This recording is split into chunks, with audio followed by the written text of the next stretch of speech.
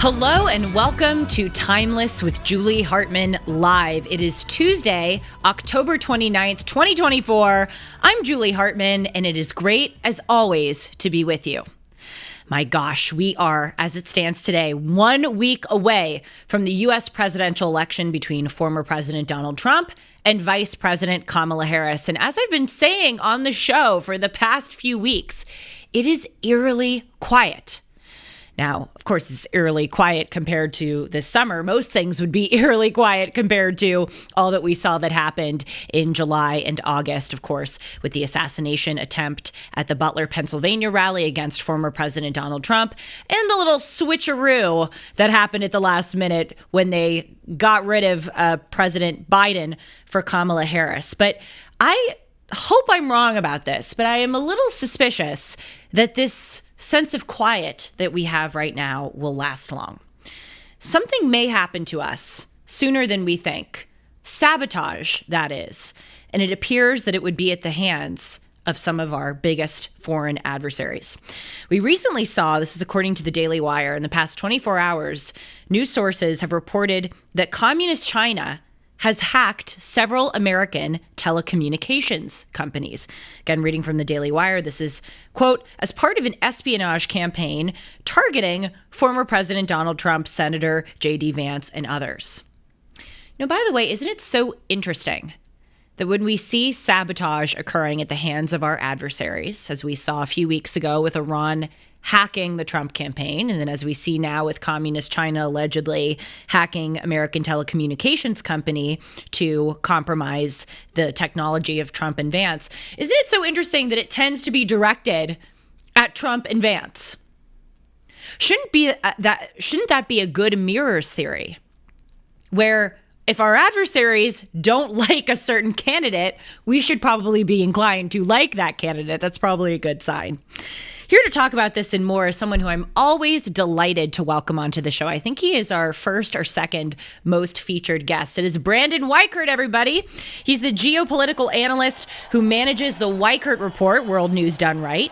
He's a subject matter expert on warfare strategies and technology policy for the U.S. Department of Defense, and he is the author of 4 books, all 4 of which, I'm just bragging here, I have read and benefited hugely from reading them. And they're on the most important subjects, especially right now in this election. The first one is Winning Space, How America Remains a Superpower. By the way, that emphasis was wrong. Winning Space, How America Remains a Superpower. I realize I've been flying through that when the emphasis should be on space. The Shadow War, Iran's quest for supremacy, biohacked, China's race to control life, and then most recently, and we talked about this on the show 2 months ago, a disaster of our own making, how the West lost Ukraine. Hey, Brandon, welcome back. Well, hello again, and under similar happy circumstances, we're here to talk about another doomsday scenario, unfortunately. I know. I mean, we were talking before the show and I was saying that I'm stocking up on beef jerky and on water bottles in my apartment, and that may seem a little bit draconian, but, you know, it's interesting that we're getting a lot of warnings, and we have been getting a lot of warnings over the past few weeks that our adversaries are compromising some of our technologies. They've expressed a willingness and certainly a capability to undermine us, and we're all just kind of like, not paying attention. Right. Well, I think I said during the break before we started that this is sort of like pre-9/11 thinking. You'll remember right before 9/11, everybody was, Mac Owens, my old mentor at IWP, used to call it a strategic holiday. Americans just sort of acted like, history really didn't matter anymore, and there were no more enemies after the Soviets fell. And we were really woken up hard from that horrible assumption on that beautiful September day. I was speaking to a group of U.S. military intelligence people about a week ago in northern Florida, and I was talking about a cyber insecurity, as I like to say. And one of them pulled me aside after I gave my lecture, and he was with a cyber unit, and he said that it reminds him a lot of what happened before 9/11, where all the warning lights were flashing red, but nobody in the National Command Authority was giving the actual counterterrorism people in that case the authority to stop what they were seeing from happening, which of course ended up being 9/11. Similarly, with his people in cybersecurity, they're seeing a lot of warning indicators flashing red in ways that are not normal.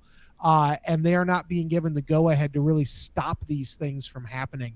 And so to me, I think you're right. This is absolutely very similar to what we saw. And the next 2 weeks are going to be, I think, quite uncomfortable for the rest of us. I want to ask you, and I'm saying it now so I don't forget, what those things are that some intelligence officials are telling you are not normal. But before I do that, I just want to kind of go through here briefly what we know. As I said, we know that Communist China has hacked several American telecommunications companies. I don't want to say that's old news, but that's been happening for some time now. Mm-hmm. We know that Iran also hacked the Trump campaign. We know that Iran, on the Ayatollah's Instagram page or on the Ayatollah's website, posted this really creepy visual AI-generated video of a machine going into Mar-a-Lago, compromising their security measures and assassinating the president. Mm-hmm. We also know, according to the Commission on National Defense, they released a report earlier this month saying that, quote, the threats that the United States faces are the most serious and the most challenging the nation has encountered since 1945 and include the potential for near-term major war. The nation was prepared for such a fight during the Cold War. It is not prepared today. And finally, just as the cherry on top, our FBI director, Christopher Wray, said a few months ago that China's efforts to implant malware in our critical infrastructure is occurring, quote, at a scale greater than we'd seen. So we know that there's some funny business happening. Now let's go back. Yeah. What are some of those things that people are identifying as abnormal right now? Well, and the common foreign threat actor that we game out together is usually China. And that has to do with the recent Volt Typhoon exercises involving Chinese intrusions into critical infrastructure nodes related to not just telecommunications, but water specifically and electricity. And something that we find is that the Chinese have been, quote, living off the land. What that means is a term that means basically the Chinese penetrated our networks a while ago and they laid low because they didn't want us sensing them and plugging those security gaps. And they lay low and they basically booby trap the network.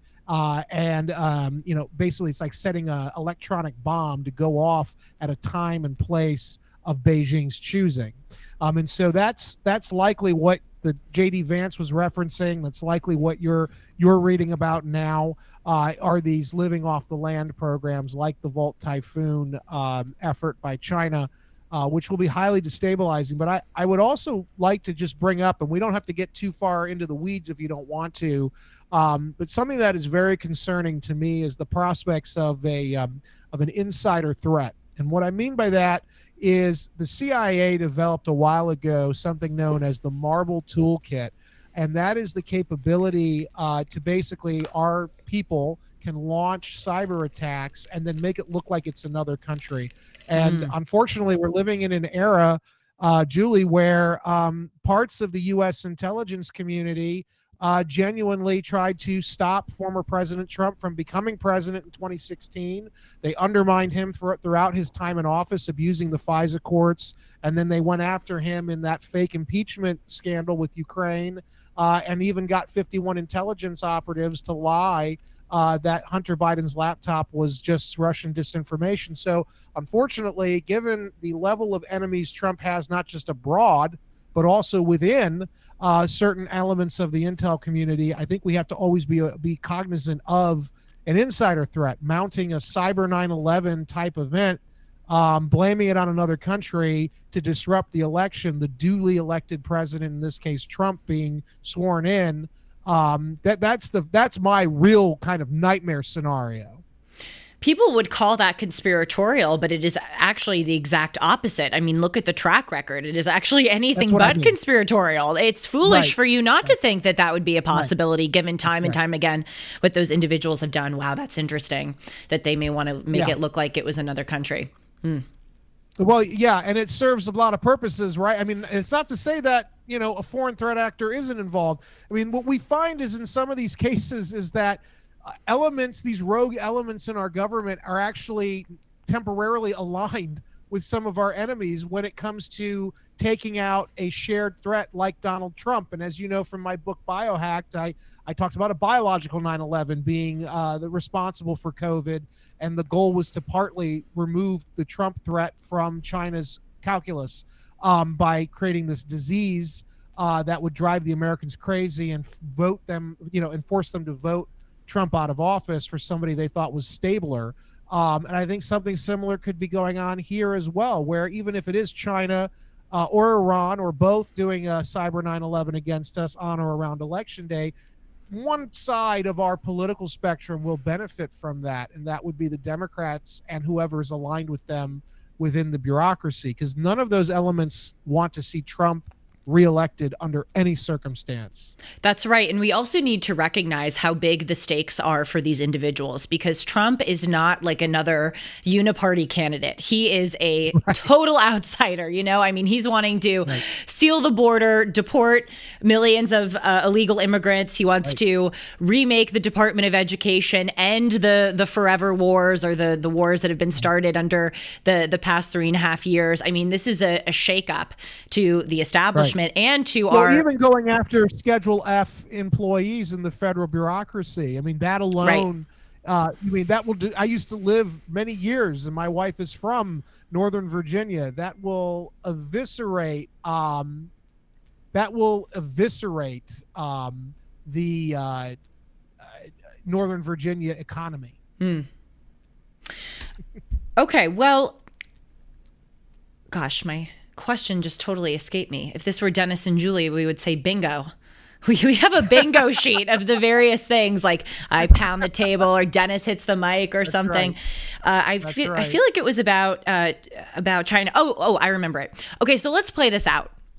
A week from today, God forbid, and let's say for the record, we both hope we're wrong, but we may not be wrong. Exactly. Yes, we both hope we're wrong, but let's play this out. It's Election Day a week from today. A foreign entity, perhaps with the support of a internal entity, you mentioned some of those corrupt intelligence agencies, launches a 9/11 like cyber attack on the country. What does that look like? Okay. Well, that's going to start out with directed attacks against electrical, water, telecommunications, sort of the basic building blocks of civil and military society, knock them out, disrupt them, prevent the normal status quo daily lives of Americans from going forward. And that in turn will lead to total collapse, at least temporarily, of the sort of the domestic internal peace. People can't get their medicine. They can't call 911. They can't get gas from the pump because everything's electronic now, and they need all of those kind of interlinks working. It certainly would disrupt if it's on Election Day. Many Republicans in particular are waiting to vote until Election Day for fears of election insecurity, and tampering with sort of the early voting and absentee ballots. Well, those people might find that they can't vote, actually, because the powering the voting machines has been knocked out, or the voting machines themselves have been hacked, and their OS is disrupted, and the election boards are not prepared to do paper balloting en masse.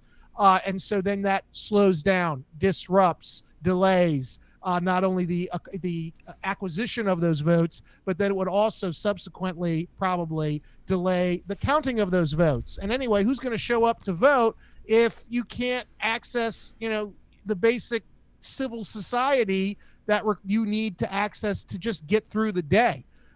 So there's a whole litany of things, and this is just sort of, the kind of 30,000 foot view of the situation. There are certain things that are going to go on that are going to utterly collapse the ability for normal functioning in a democratic society to occur, especially on the most important day for a democratic society, which is Election Day. And that, of course, is the point. And you create so much chaos here. If you are a foreign threat actor, notably like China, you've created such a mess in the United States that we have to clean up, and we're going to be fighting each other and yelling at each other in the process, that nobody here is going to really be paying attention to a possible Chinese hit or blockade or both of on Taiwan. Yeah.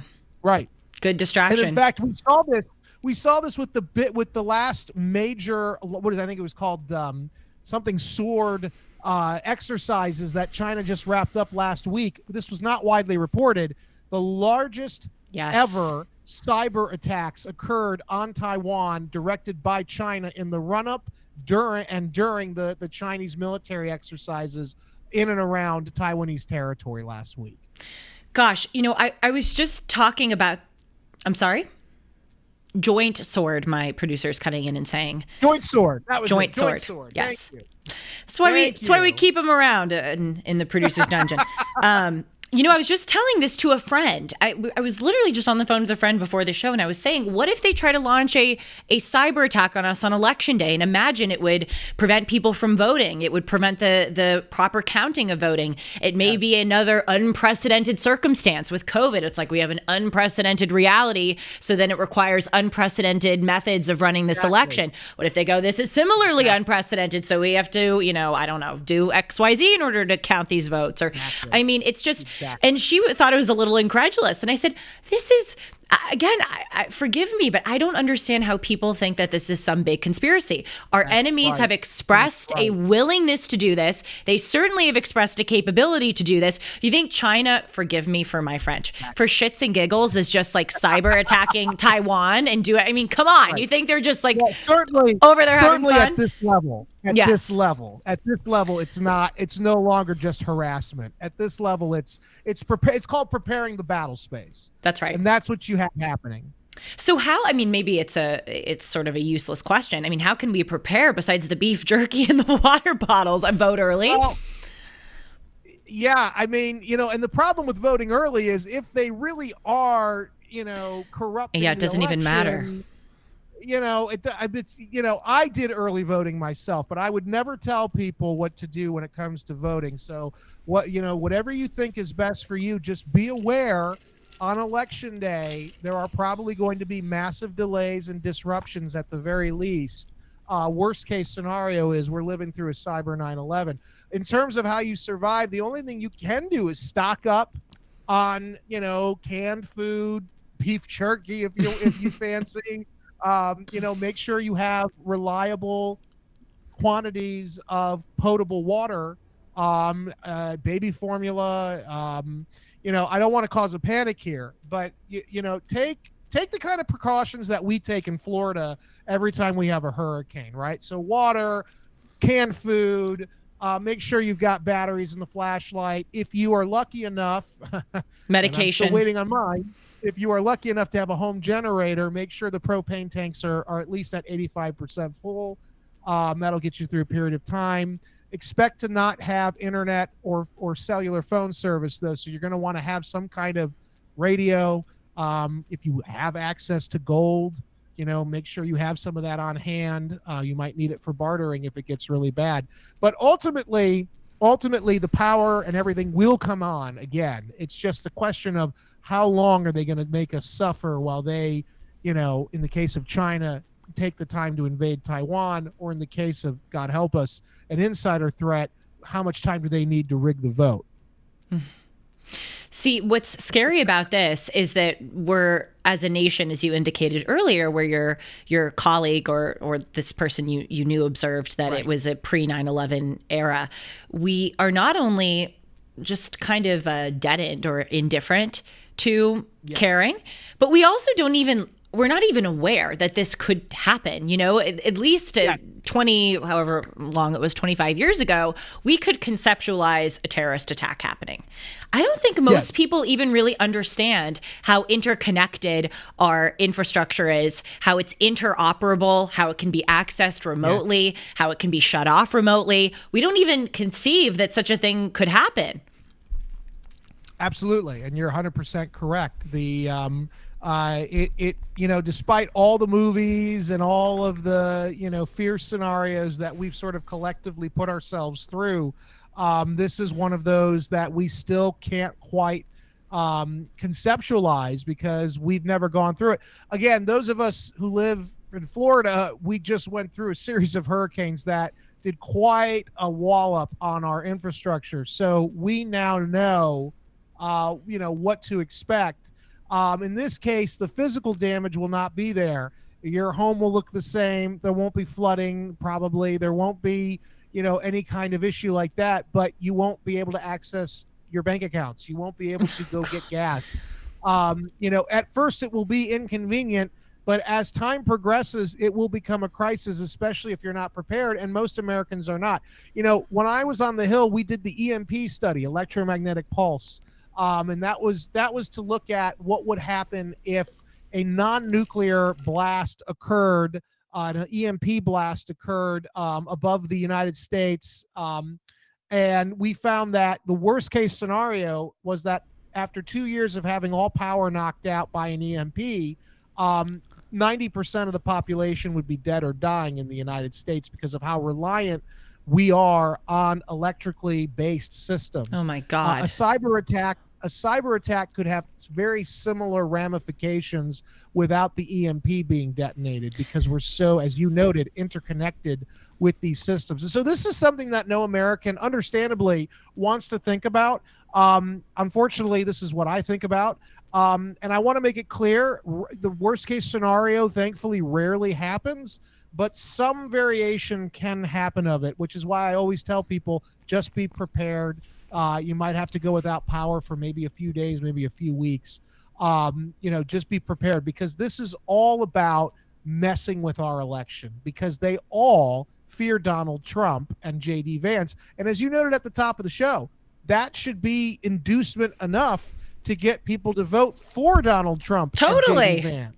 Oh my gosh, totally. And just as a final note on this, to reiterate, a cyber attack doesn't mean that you can't access Safari. It means a lot more than not being able to go on your email. People just think like, oh gosh, I won't be able to go on Peacock or Netflix for 6 days. No, this is water. This is medication. This is actually, oh my gosh. That Obama produced Julia Roberts movie on Netflix a few years ago, and I'm forgetting the name of it, but actually it documented pretty well what it would be like for most people once the basic electronic infrastructure was wiped out. Now, in that film, they still had running water and electricity, but they didn't have internet. They didn't have the ability to communicate, things like that.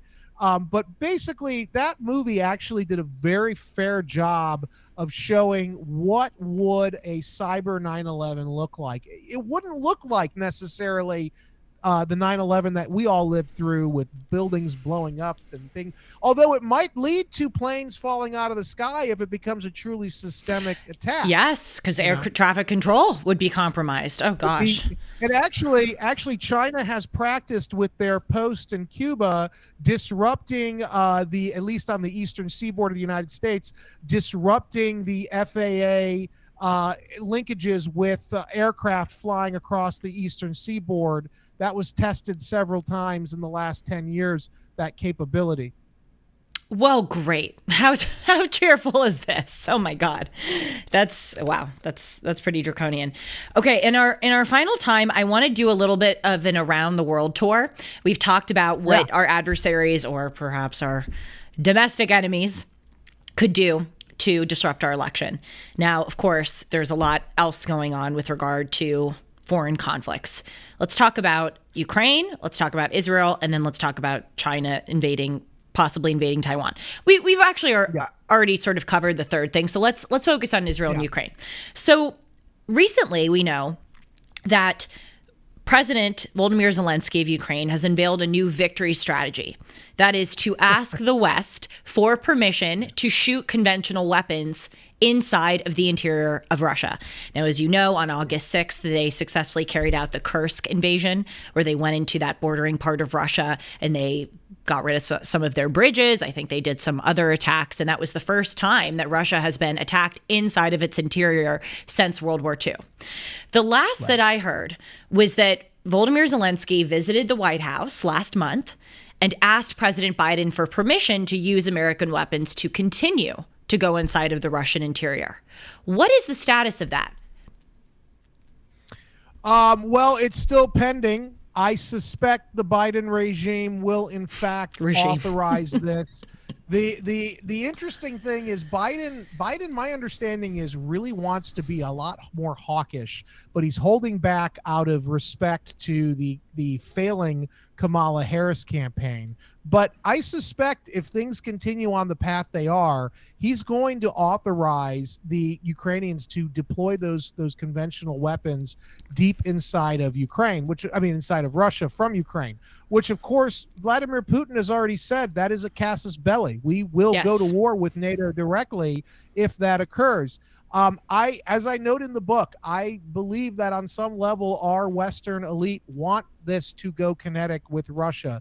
They want to see an entire NATO effort, not just through proxies, but they want us to get on the ground and become embroiled in this war in Ukraine because they truly think that Russia is a paper tiger, even after everything that says to the contrary. They truly think Russia is a paper tiger that can be broken apart with just a little bit of Western pressure, a little bit more, a little bit more. But of course, the Russians prove that wrong every year.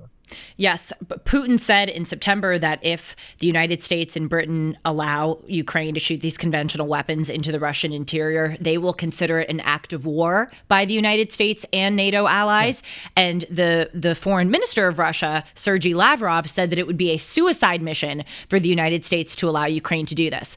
But why? Why do you think that President Biden wants to be more hawkish? Why do you think that the establishment or the elite, or whatever term it is that you used, wants to see us have a war with Russia, between NATO and Russia? Is it really because they think that Russia's a paper tiger and we can just easily defeat them? Or is there some other kind of incentive? Well, that's sort of the sort of the surface level belief. There's a deeper thing going on here, and I tracked this in the book and we talked about it before, but there's a deeper sort of logic going on here, which is that if we can force Russia, it's sort of like a teenager getting drunk for the first time and playing Risk and thinking that that's how the world works. The Americans and their allies believe that they can break Russia into its constituent parts, basically force it to collapse, and then that will open up Russia all the what is it, like $11 trillion or $1 trillion worth of natural resources will become suddenly easily, pluckable by Western multinational firms. This is all about getting access to Russia's vast mineral wealth. Wow. And they think that a weak central Russian government or no central Russian government will allow for that to occur quicker. It will not, of course, because the Russians are not going to go down without significant fighting. And so that's part of it here. Another part of it is I think Biden and his people and the Democrats really believe that Putin was behind Trump's victory in 2016. I think they really believe that on some level Putin is behind the MAGA movement that is dogging them and depriving them of power. And I think that on some level, they really want to see NATO expand because they believe their own claptrap about human rights and democracy, kind of building up the woke Soviet Union here in the West.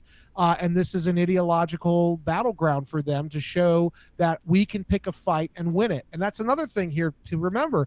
Biden picked this fight. He picked it, and Putin is showing him every year, you shouldn't have picked it with me. And now if Putin can win and can walk away with the win, and he will, in Ukraine, it's going to show the abject failure that is the Biden foreign policy. And it might actually lead, by the way, in the long run to the collapse of NATO, which is a major Russian strategic objective, because that we have so thoroughly, overcommitted NATO and ourselves to this fight that there is nothing left holding up NATO other than empty promises and sort of, brinksmanship. But once you push on that, even a little bit, like a Potemkin village, it will collapse. Now, you said that President Biden picked this fight. I want to clarify why. It's because they reintroduced the Ukraine joining NATO issue?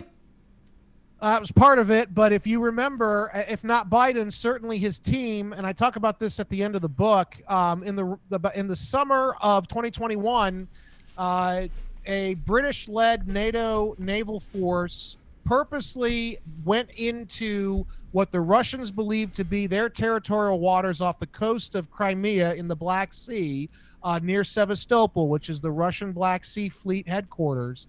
They went purposely up to this facility after being warned by the Russians, do not approach, and they wouldn't leave, and they engaged in highly provocative maneuvers to the point that the Russians deployed 2 bombers and dropped live bombs in front, about 90 meters in front of the British warship. It was a destroyer, to ward them off. And even that did not really, ward off the British. This was in the run-up to the meeting between Putin and Biden. I believe it was in Switzerland. And shortly thereafter, even after Biden was saying, I'm your buddy, don't worry about it, we'll accept a minor incursion into Ukraine, which, of course, is one of the things that precipitated Putin to do this. Yes. Again, part of the trap that the elite were laying for Russia when they fell right into it.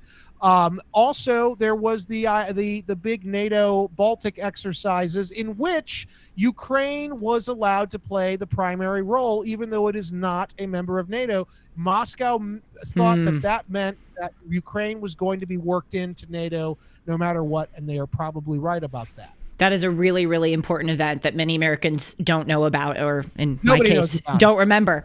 A few questions. What do you think we should have done after Putin had invaded Crimea and the Donbass in 2014? Well, after Putin invades, and I've said this from the start, Putin should have never invaded. It was wrong. It is awful what happened. So on some level, I can't really fault the West for providing aid to the Ukrainians. Interestingly enough, most of the aid in the first half of the war that effectively stopped the Russian invasion of Kyiv was actually the aid that was given to them by the Trump administration, who we are told was so pro-Putin. All the Javelin anti-tank missiles and whatnot were all because of Trump, not Obama or Biden. But that's an ancillary point. What happened was the Russians could not take Kyiv. They could not achieve the total victory that they needed, and so they wanted to do a deal at the Istanbul conference in Turkey. And Zelensky wanted to meet with Putin there and basically do the deal that Trump has been talking about, where basically they cede over eastern Ukraine and southern Ukraine, Crimea, to the Russians, and then the western part remains sort of a neutral, independent rump state, sort of like Finland in the Cold War. But Biden and then British Prime Minister Boris Johnson nixed the whole thing. They threatened Zelensky. The Azov types, the Nazis in Zelensky's orbit, threatened to kill him and his family if he did it. And so and Kuleba, the foreign minister, who's a nut job for Ukraine, all pressured Zelensky not to do it. And that is why the war has continued on. Had Zelensky been allowed to do what he wanted to do at Istanbul in 2022, the war would have been maybe a 6-month ordeal. Ukraine would have survived on some level, and everybody would have been happy except for the globalists in the West, and that is precisely why the war has continued on. And now the Ukrainians are going to lose one way or the other. So your contention is that the globalists in the West did not want that agreement in Istanbul to occur because they want to get Russia weakened so that they can get the natural resources. Yes, that's part of it, and they want to break it down. I see. Okay, so a few more things. I know I keep saying that, but I have so much I want to ask you. Fine. I learned so much from you. And by the way, I have some fun questions about what you think are the most overrated, underrated wars. I really enjoy learning from you. But what do you think that Trump would do to end the war in Ukraine, as he says, in 24 hours if he were elected? The first thing is he's going to get Zelensky and Putin to sit with him at a big, beautiful table. And gold furniture. With gold furniture. And then they will basically, Trump will make it clear to Putin that the United States will not just walk away from Ukraine, but at the same time, he will be pressuring Zelensky to do the deal that I've been talking about, which is the deal that Putin actually wants. Putin really, I think, he overplayed his hand in the beginning, thought that it would be a cakewalk to go in, take all of Ukraine, kill Zelensky.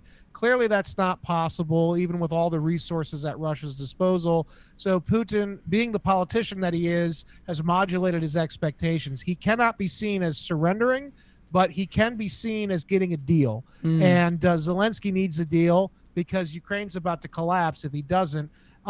They won't do that with Biden because Biden has no more diplomatic or political capital. And the same will be true of Harris because everybody knows Harris is a mouthpiece for the very same globalists I've been decrying this entire time. Trump, though, is a different player. Putin said when he first took office, when Trump did in 2016, he can work with Trump because Trump isn't controlled by the, quote, men in gray suits. And that's what Putin refers to as our deep state. And Trump can't be controlled by them. And so that's something he can do, is get them in a room and say, look, we're going to divide the country, Ukraine. He will formally recognize Crimea as part of Russia, which is something that Putin has wanted for almost a decade. Trump will then get Zelensky a secure sort of corridor separating Western Ukraine from Eastern Ukraine. And there will be guarantees made to basically demilitarize Ukraine and to ensure it never goes into NATO. And that alone, I think, should basically get everybody to where they need to be to end this thing, maybe not within 24 hours, but certainly within Trump's first 100 days. Interesting. We have a chat individual who I can't see him or her, so I can't say his name, but Sean's relaying, who wants to know why we keep sending money, what the real reason is that we keep sending money to Ukraine. Well, Victoria Nuland told us right before she retired about 6 months ago. Vicky said that, how dare you challenge the sending of money to Ukraine? Don't you realize 90% of it is being spent back here in the U.S.? Well, what she really meant was spent back in Washington, D.C. Ukraine is essentially a giant money laundering operation for our intelligence services and for these sort of nonprofit, non-government organizations. Turns out there's a lot of money in nonprofits. And they're all getting rich and fat on the kickbacks. We see this. The Ukrainians are taking a slice of their cut of our tax dollars. Then they're sending the rest of it after it's given to them, and they take their cut. They're sending the rest of it back to Washington, D.C. How? Where it is spent. Forgive me for interrupting you, but how does that work? No, that's fine. Through lobbying, through paying off defense contractors, supposedly for these weapon systems that there's never enough of. And in the meanwhile, then the lobbyists and the defense contractors in the United States take their cut, and then the remainder is spent on politicians from both parties. This is why everybody in Congress is waving the Ukrainian flag, even though most of the Republican base and a lot of the Democrats base don't like the war. But the elected officials love it because it's funding their campaigns. Gosh. You know what really is frustrating? I was watching, as I know most people were, the September 10th debate between Harris and Trump, where, of course, Trump was fact-checked 8 times and asked 4 yes or no questions, whereas his opponent was not asked any yes or no questions, nor was she fact-checked. Anyway, that was frustrating enough. But then when they turned to the war in Ukraine, David Muir's question to Donald Trump was, do you believe it is in the best interest of the United States for Ukraine to win this war? And I'm like, what the hell does that mean? You need to define your terms. What does that mean? Does it mean that they get the Donbass and Crimea back? And then everyone is like, oh my gosh, the fact that we would just allow the Donbass and Crimea to go in the hands of Russia. Well, you were fine with it for 10 years. You were fine with it from 2014 until 2022. And then all of a sudden we start waving our Ukraine flags. And obviously I have enormous sympathy for the Ukrainian people, as I'm sure most people do, but it doesn't accord with common sense to be fine with that for 8 years. And then all of a sudden Trump is saying, yeah, maybe we should just make that the de facto agreement. People are like, oh my God, you're this horrible anti-Ukraine monster. Well, really, Trump's just following through on the Obama doctrine. I mean, the Crimea and Donbass were taken under Obama's reign, and Obama told, this is reported by Steve Baker in their last book, him and his wife, the New York Times writers, their last book, he reported this, that apparently Biden was pressing Obama to respond to the invasion of Crimea and the Russian invasion of eastern Ukraine and the Donbass in 2014. And Obama basically said, I'm not doing that. That's insane. That'll trigger World War III. But now, of course, the Democrats are all about triggering World War III. And so you're right. I mean, Trump is just following through on the Obama doctrine. And actually, Obama's instincts on that one were correct. The real issue here is when David Muir or any of these well-coiffed, elites talk about the strategy in Ukraine, they don't even know the meaning of the word strategy, Julie. They don't understand ends, ways, and means. They don't comprehend what an actual strategy is. They want to talk about human rights and democracy and, oh, isn't it so bad what the Russians are doing? But that's not a strategy. That's a complaint. They understand tactics a little bit better, but grand strategy is something that eludes them. And that's why we've been stuck. That's part of the reason why we've been trapped in these endless wars around the world that are draining us. The Russians have a very keen sense of strategy. The Russians have made it very clear. Sure, they'd love to try to take all of Ukraine. They know they can't.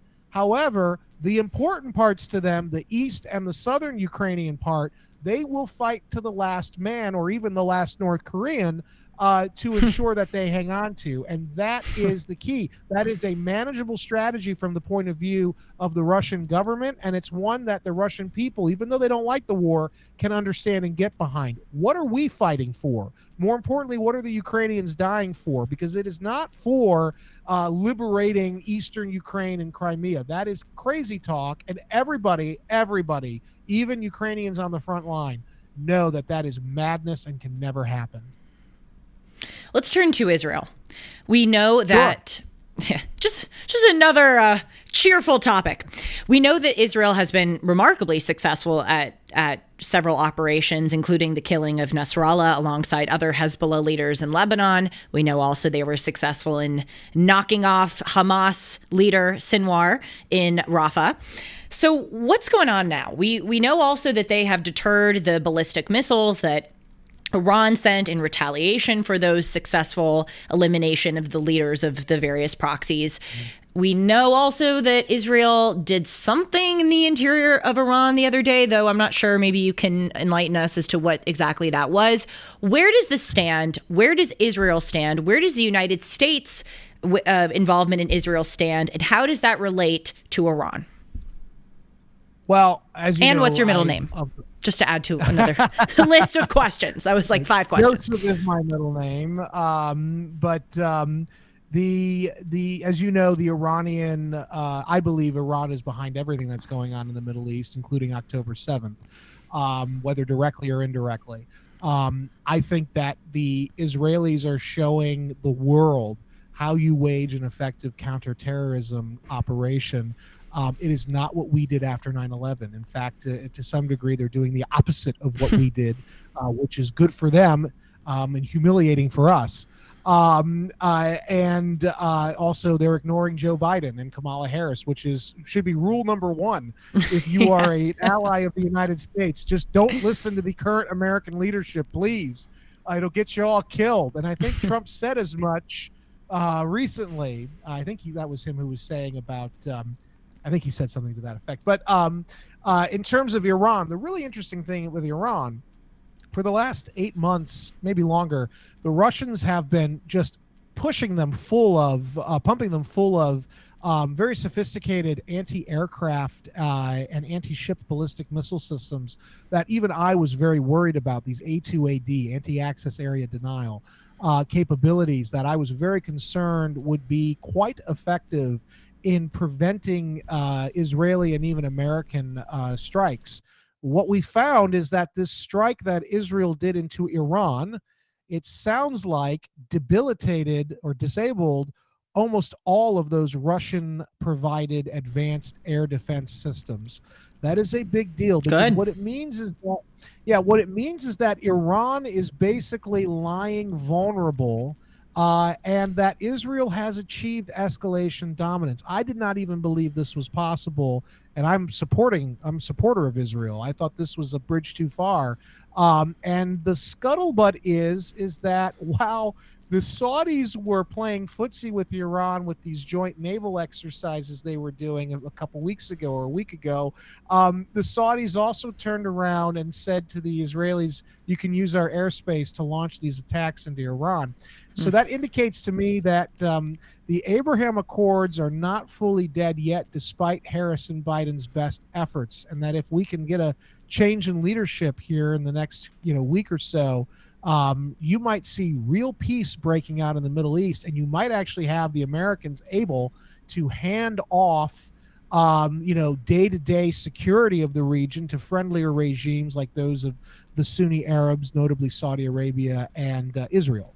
What about China, though? Because China has a very high interest in seeing Iran prevail in this war, as it does in seeing that Ukraine, or excuse me, that Russia prevail in the Ukraine war. Do you think Russia? Sorry, I'm getting my adversaries all mixed up. Do you think that China would allow China? Yes, Xi Jinping would allow that to happen? I think that Xi Jinping, I call him Xi Jinping of Arabia. I think that he has a much more complex view of the region than either the United States or the Russians do. Xi wants to simply be the middleman. He wants to be the middleman between the Sunni Arabs, the Shiites, and the Israelis, and he wants to use that position to leverage geopolitical power and geoeconomic power to muscle the Americans out of the Middle East once and for all. Now, something like 80% of China's natural gas and oil comes from Iran. So this is why when Lindsey Graham starts blathering on about how we're going to blow up the Iranian oil refineries, that is the one thing that will probably trigger a massive Chinese move in Iran's favor. And that is something that we should be avoiding at all costs. Not to mention the fact that any strike on Iranian oil assets will spike the price of gas for you and I. Now, in the near term, that might actually help Trump, and good for him. But as somebody who has to pay for gas, I really don't want to have my gas prices go any higher, even if it is in the service of a good cause. And the fear is that at that point, China would decisively come down in the favor of Iran to protect their oil assets. Even if they didn't, though, we'd have a bigger problem. If China loses access to that energy source in Iran, it's going to put them on the global market, and they will outbid and outspend any other rival to get access to whatever amounts of energy are out there, which will not only spike the price of energy, in the long run, but it will also probably add to the global instability that we're facing right now. We want to tamp that down. Failing a direct strike on Iranian energy supplies, I believe Xi Jinping will try. Yeah, he'll protect Iran when he can, but I think ultimately he really wants to be the middleman of the region. He's making a longer-term play beyond energy, and that is for the high, and I think you and I might have talked about this before, that's for the high-tech sectors in the region. Right now, the U.S. has successfully slowed down China's ability to gain access to those high-end computer chips. They're innovating them on their own now, and they're almost caught up with us, but they're still facing several complications. Lack of access to those chips means that their artificial intelligence program is stymied for the time being, which is something they cannot have. That's a huge investment for them militarily and economically. So what they're doing is they're looking to third parties to end run the U.S. sanctions on computer chips. They're looking specifically to places like Saudi Arabia's Silicon Wadi, and they're looking to places like Israel's Herzliya by the Sea. Those two areas are sort of the Silicon Valleys of the Middle East. There are others as well, but that is why China, they will protect their energy access in Iran, and they will continue to sell arms and bolster the Iranians. But at the same time, they will then undercut the Iranians by selling ballistic missiles to Saudi Arabia and trying to play footsie with Israel in order to gain access to those high-tech capabilities that we're cutting them off from. Okay, to end, I have some fun rapid-fire questions. I think they're fun. They're a little nerdy, but hey. Nerdiness is fun. Okay, so we know that China, Russia, and Iran are our principal adversaries. What's another country that is an adversary of ours that we wouldn't suspect or we're not fully aware of? Well, North Korea. We have North Korea too. But sorry, I cut you off. Hands down, Venezuela and probably Cuba as well. In fact, I suspect, and you should talk to a guy named Joseph Humeyer about this. He's a friend of mine. He's sort of the expert on cartels, and I know he does affiliates. He does consulting work with the Heritage Foundation as well. But Joe told me recently about this Tren de Aragua street gang in Venezuela. that they're the ones who took over the apartment complexes in Aurora, Colorado. They are actually an unofficial arm of the Venezuelan intelligence and military wing, and that they are sort of the official drug dealers for Venezuela's government. That the regime in Venezuela, because it's so heavily sanctioned, one of the things they do to fund their operations is they move drugs and now people into the United States illegally. And Tren de Aragua is their biggest asymmetrical capability that they've developed to do that. These are in many cases, if not, military trained. They're certainly military-like individuals. They have that level of lethality. They operate in, sort of these gangs resemble more like they look like units, military units. And then, of course, there's also the issue, and we don't have to get into it here. But there is the issue. There's been a lot of controversy, shall we say, surrounding Smartmatic and Dominion voting machines. And it turns out that the head of that organization, one of the heads, was a Venezuelan national who cut his teeth. The company actually started out as a election software company for the Hugo Chavez regime. Yep. And if there is any merit to the claims that the electronic machines in 2020 were hacked or rigged or manipulated, I would say that it was part of a larger Venezuelan and possibly Cuban as well operation to destabilize the political system here in the United States. Because as you know, on the first Trump term, Trump came within a hair's breadth of whacking Nicolas Maduro, the leader of Venezuela and the head of the Chavismo movement that's ruling over Venezuela. And so I think that Venezuela is a massive threat we're not paying attention to. I had on Alejandro Pena, who wrote a book on the Sao Paulo Forum, and we talked about the Dominion voting system. Okay, final question. If, God forbid, we need to leave the country, where the hell do we go? I'm holding out hope for Starship to get me to Mars. There is nowhere. I mean, maybe Argentina, but they'll whack Milei eventually. His days are not gonna. He's not gonna last much longer. There is. Some people say Italy. There is nowhere on this planet that you're going to be safe if the woke Soviet Union wins. Let's just hope Elon can get us to Mars. Well, on this episode of We're Screwed, it's been very nice to talk to Brandon. There's still hope. There's still hope. I still think Trump will win, and I think Trump can. I agree. If he can win, it changes a lot of things. I agree. I mean, seeing that crowd in Madison Square Garden, my gosh, incredible. that was quite formidable. Brandon, thank you so much for coming on. It's always a delight to speak with you, and I learned so much. Hopefully the next time we talk, we'll have some good things to celebrate. We'll talk about happy things. That's right. That's right. We certainly will. Thank you again. And as a reminder, any of Brandon's books are worth reading. You will learn so much about the most important subjects really in foreign policy. As a reminder, Winning Space, How America Remains a Superpower, The Shadow War, Iran's Quest for Supremacy, and Biohacked, China's Race to Control Life, and a Disaster of Our Own Making, How the West Lost Ukraine. 4 fabulous books. And speaking of fabulous, I just want to end by quickly telling you about MyPillow. For the first time ever, you can get a standard classic MyPillow for wholesale prices. That's only $14.88. But it gets better. For a limited time, they're offering their entire classic collection at wholesale prices. Get a queen size MyPillow for just $18.88. You can upgrade to a king for only $1 more. Get the body pillows for $29.88 and multi-use MyPillows for only $9.88. Go to mypillow.com, use the promo code Hartman, or call 1-800-566-6745 to take advantage of wholesale pricing. And for the first time ever, on top of that, get free shipping on orders over $75.